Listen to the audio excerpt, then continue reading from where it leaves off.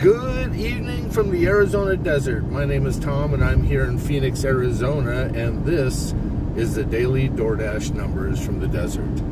Today being January 19th, 2026, Martin Luther King Day, I decided that I was going to sleep in an extra 2 hours. Well, actually I didn't, my body did. So I woke up a little late and had to tap into my why.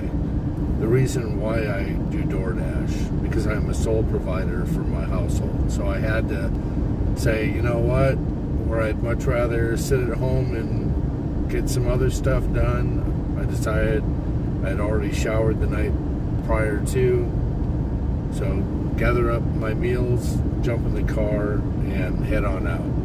And as you can see, working only 16 hours instead of 18 hours, we came in with $354.84. Now on Aaron's gig channel, I was on a live stream with him, and probably, I don't know, maybe 9:30, 10 o'clock at night, with still 2 hours left, I told him that I thought that my prediction would be I would come in at $355.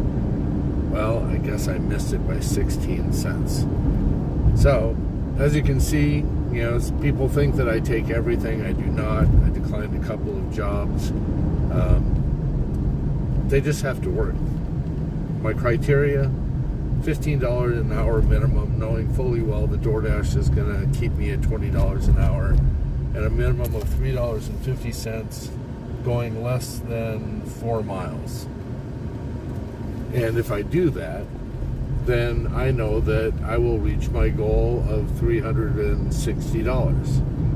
Well, today being 2 hours late, I was only expecting to make $320. I surpassed that. So, very happy with the results today. It paid off. It was well worth it.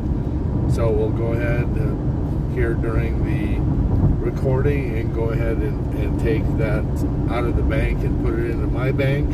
So let's go take a look at the rest of the numbers. So we're going to close this out, go look at the actual earnings, and we can see here how many deliveries we actually did. We completed 39 deliveries. And so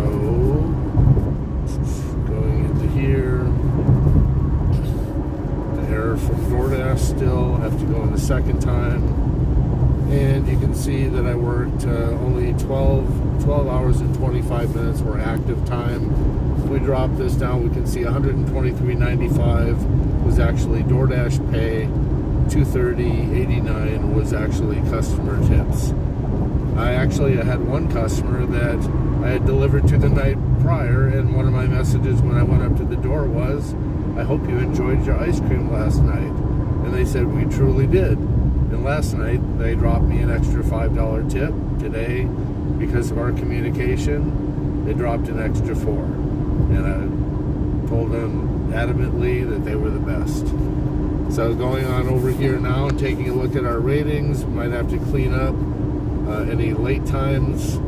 It looks like we had one on-time late, so I'm at a 90% acceptance rate, 100% completion, 5.0 customer rating. The midnight is past, so it's dropped off. The 39 deliveries off the back end. I'm at 984 deliveries for the last 30 days and 182. And so let's go in here while we're here, just to show you the dispute process. Go into review, click on the late button, Gingia. And so Gingia was late by 4 minutes, and we're going to dispute that, and that was actually traffic, because it's actually in the mall, so getting in and out of the mall. So now we're back to 100. It won't show it there until you actually go in somewhere else, go back into earnings, go back into your ratings, and if we look at our results, now we're all set up for the morning. And I do this review of my ratings first thing in the morning, and I also do it just going into dinner rush, just in case that has any weight towards any orders and any type of a pecking queue that they might have. So going back into the earnings once again, said that the money was in there. We're going to go ahead and cash that out. And you may ask, why do I cash out every night? Well, that was because about 2.5 years ago, I had fraud on my account, and somebody accessed my account, not because of anything that I did, but went in and stole $21.87 out of my bank account. And it took me about 2-3 weeks to try and get that back. Now, I want to show you one other thing I forgot. Let's see if they actually got rid of it. Looking at my ratings, there it is. You see that I have a contract violation, which happened today. And that contract violation was because I was sitting over at PF Chang's, and you see that it's still pending under review. Order was, the wrong order. You see up at the top of the screen there, wrong order was delivered.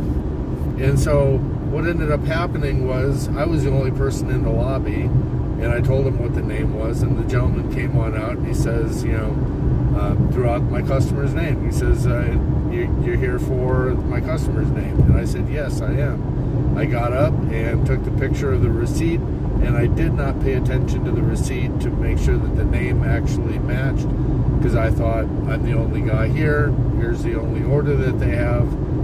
And I went and dropped it off, got a call from the customer saying, did you give me the right order, because this is an Uber Eats order? And I'm like, no sir, I only do DoorDash. So I have no idea how that happened, and it was the only order that they had, and they gave it to me. So unfortunately, I think the merchant gave me the wrong order. He was fully understanding. He says, not a problem, it's not your fault. But he says in order to get his credit, he had to call me to make sure that I didn't have 2 orders inside of my vehicle before they would issue a credit. So I then proceeded to dot my own I's and cross my T's, and I called DoorDash support, having to fight through Ash, the new AI, and had to fight through that to get a live agent, just to let them know, look, I'm not looking for you to really do anything, but I'm just doing my due diligence to call you to tell you exactly what happened.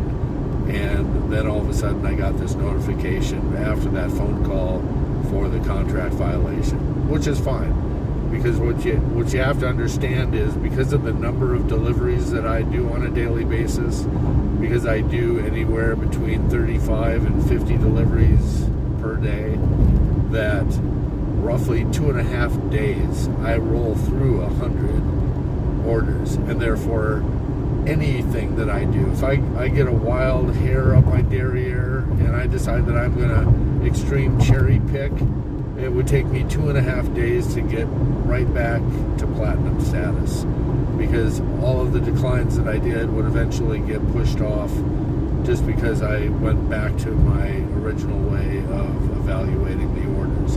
But I do have that capability if I so choose to do so. The same with the completion rate.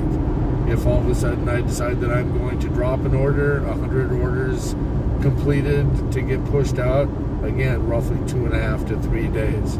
A contract violation automatically leaves after 100 deliveries, and it's really just a shot over your bow to see if you've changed your behavior, and if you haven't, then 2-3 strikes, and all of a sudden it may be a pending deactivation. More than likely, this is going to get pushed off before it even gets reviewed by anybody, because you notice that it says pending review.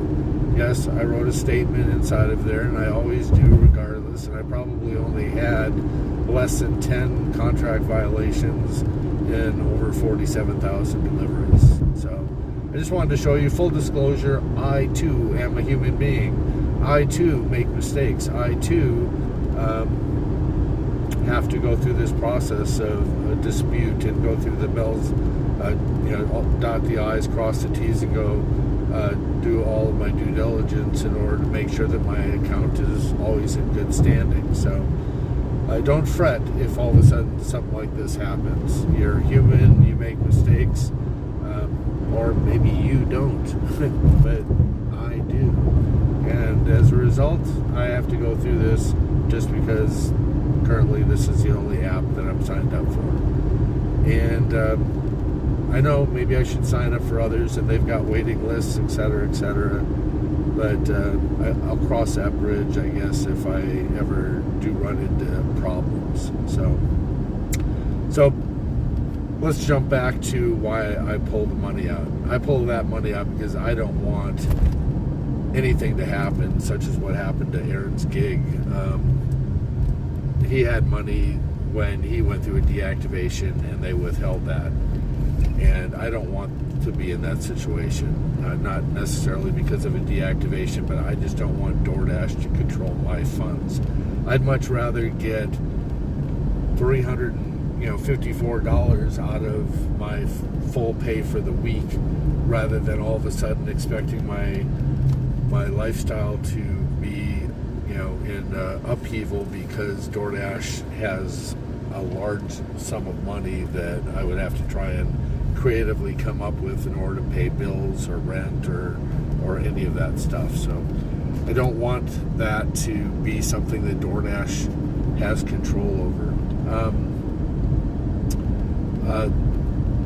I run into a challenge as I work later and later, because you can only do the fast pay every 24 hours.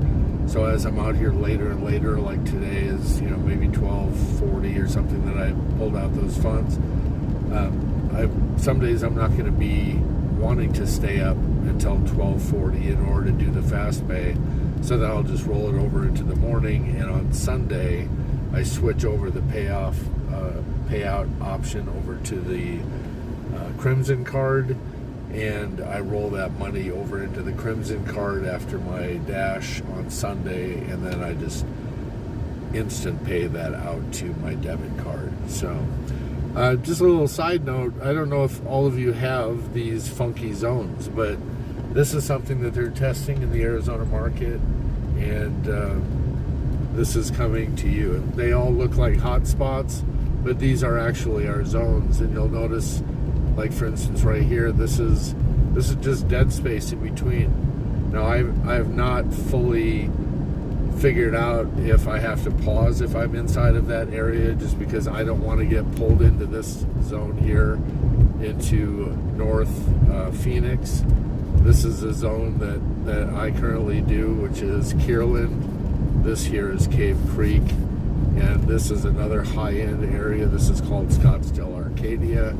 I don't like that area just because it's so close to Tempe and all the non-tippers as far as college students. And then Aaron's out here in the West Valley, out here in the East Valley, out in the Chandler area.